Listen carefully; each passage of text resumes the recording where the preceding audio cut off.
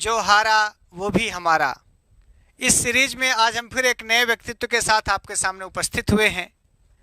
असफलता एक चुनौती है, इसे स्वीकार करो, और क्या कमी रह गई देखो और सुधार करो।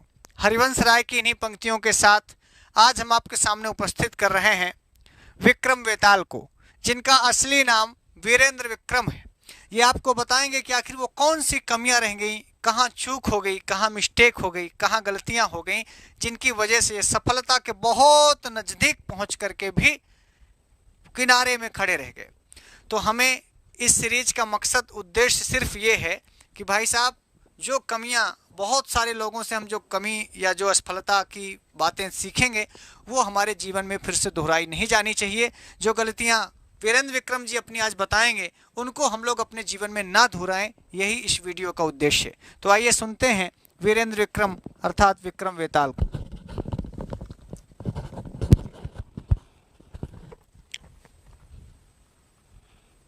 मित्रों, नमा संस्कृताय।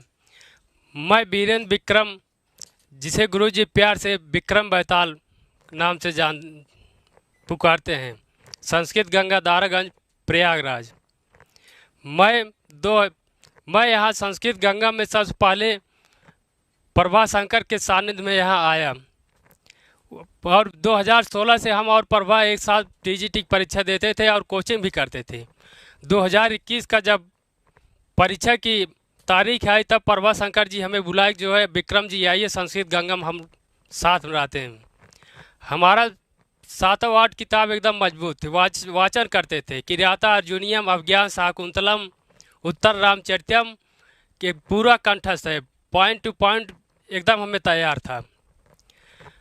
सारी किताबें हमने जो है वाचन करते थे, अच्छे से तैयार भी था। लेकिन हुआ है क्या, 2021 में टीजीटी मेरिट जो है 116 चली गई, हमारा 115 था। 115 था, कुछ हमें जो हमारी क्षमता थी वहाँ तक हमने अपना किया। 115 था, अगर कुछ हमने जो है पहले टिक मारा था, दूसरा और गोला करते समय में ऑप्शन बदल दिए। ऑप्शन इसलिए बदल दिए कि हमें लगा कि जो है हमारा गलत हो रहा था, तो इसीलिए जो हमने ऑप्शन बदल दिया। और इस बार सर्वज्ञ गुरु जी की बाड़ी ऐसी हुई, जो इतिहास में पहली ऐसी घटना घट गई जो झूठी चली गई। पता नहीं कौन से नक्षत्र और ग्रह सवार थे, लगता है कि राहु और केतु गुरु जी के बाणी पे एकदम सवार हो गए थे। अवसर दिए थे ओबीसी की 110 रहेगी, लेकिन 116 चली गई। पहली बार ऐसी हुई है जो झूठा, और 11-12 साल से कोचिंग गुरुजी पढ़ा रहे हैं, जितना बताते थे उससे 1-2 पॉइंट नीचे रहती थी। लेकिन अब नहीं हुआ, हमारी उसमें कमी थी, कमी ज़्यादा नहीं थी, केवल हमने ऑप्शन बदल दिया। गुरुजी यही बार बार कहते थे कि जो पहला जो है टिक लग जाए उसको मत बदलिएगा। लेकिन ये हुआ कि जो है उसको बदल दिए। लेकिन हिरासना नहीं चाहिए, असफल हो गए तो हो गए। पहले बहुत से देखिए, इतिहास उठाकर देखिए, लोग कितनी बार हारे, लेकिन हारते हारते एक दिन जीत तो हुई है।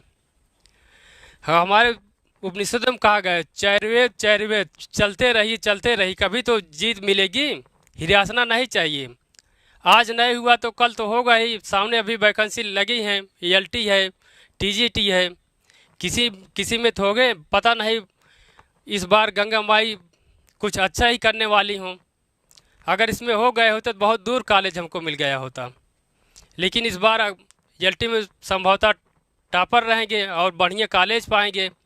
इसीलिए मित्रों, हिरासना नहीं चाहिए। सफलता और असफलता तो लगी रहती है, कहने लोग तो बोलते रहते हैं, बोलने दीजिए जो बोल रहे हैं, बस केवल अपना धैर्य मत खोइए।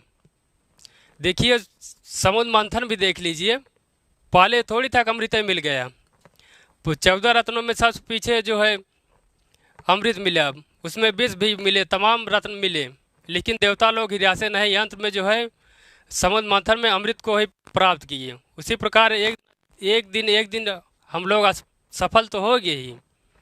अब रहिए, लोग कहते हैं परीक्षा 4-5 दिन पहले हमको नींद नहीं आती है, एकदम धैर्य बनाए रहेंगे तो नींद क्यों नहीं आ गया। हम तो जो है 2 दिन पहले पढ़ना बंद कर दिए थे। गुरुजी बोले थे 2-3 दिन पहले पढ़ाई बंद कर देना चाहिए। हम तो एकदम खाकर 9 बजे सोते थे, 8 बजे तक लगभग उठते थे। परीक्षा सोकर उठे, उसके बाद गए परीक्षा दिए, पेपर अच्छा हुआ, अब नहीं हुआ। अब लोग कहते हैं कि इतना हो गया हो। हमें जो आता था 115 आता था उतना कर लिए, 115 आता था तो उतना किए, अगर और आता होता तो और करते। बस मित्रों, आप लोग लगे रहिए, हम लोग भी साथ हैं। बहुत से लोग हारे हुए हैं, इसीलिए सीरीज चल रही है, जो हारा वो भी हमारा। असफलता एक चुनौती है, इसे स्वीकार करो, इसे स्वीकार करो कि हमारे अंदर क्या कमी रह गई। इस पर मत ध्यान दीजिए कि हाँ हो गया, पेपर आउट हो गया, वो हो गया, उसमें हम आप है नहीं तो उसमें क्या दिन और रात माथापच्ची कर रहे हैं, इस पर नहीं ध्यान देना है। बस अपना धैर्य बनाइए, धैर्य के साथ अगली तैयारी करिए, किताबें रटिए, खूब रटिए, उसको लिखिए, सूत्र व्याख्या कहाँ हो रहा, कौन सी विभक्ति है, कौन सा कारक। मेन चीज़ है असफल होने में मोबाइल हम लोगों की एकदम शत्रु बन चुकी है। हमेशा पढ़ इधर रहे हैं, उधर किसी को कॉल आ गया। कॉल तो बहुत आता जाता है, किसी कॉल आ रहा है, किसी कॉल जा रहा है, लेकिन ऐसा मोबाइल रखिए अब। क्योंकि हम लोग 4 लोग पढ़ते थे, निर्मोही सर, प्रभाशंकर किसरा और हम एक साथ पढ़ते थे, लेकिन हम लोगों के बीच में 50-50 रिजल्ट चला गया। 2 लोग पास हो गए, 2 फेल हो गए, बस यही है। उसके बाद अब भी जो है प्रभाशंकर, हम लोग धैर्य बनाए नहीं, लगे रहिए कि इस बार जो है आप लोग टॉप रहेंगे।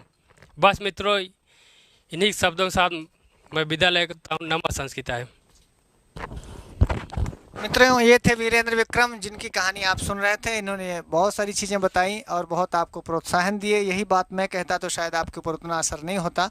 आप देख लें, आपके साथ असफल साथी बहुत ऐसे लोग हैं जो 115 तक गए हैं, 114-15 करने के बाद भी ओबीसी में इनका नहीं हो पाया। तो हम फिर से आपसे यही उम्मीद करते हैं कि वीरेंद्र विक्रम की कथा का, वीरेंद्र विक्रम के इस स्पीच का आपके ऊपर गहरा असर पड़ेगा और आप निरंतरता के साथ फिर से आगे के सफ़र में यात्रा करेंगे। इन्होंने एक बात, उपनिषद की बात आपसे कही, चरई वेति चरई वेति। इन्हीं शब्दों के साथ मैं भी अपनी वाणी को विराम देता हूं कि चलते रहिए, निरंतर चलते रहिए, आगे बढ़ते रहिए। निश्चित रूप से एक दिन आप सफल होंगे।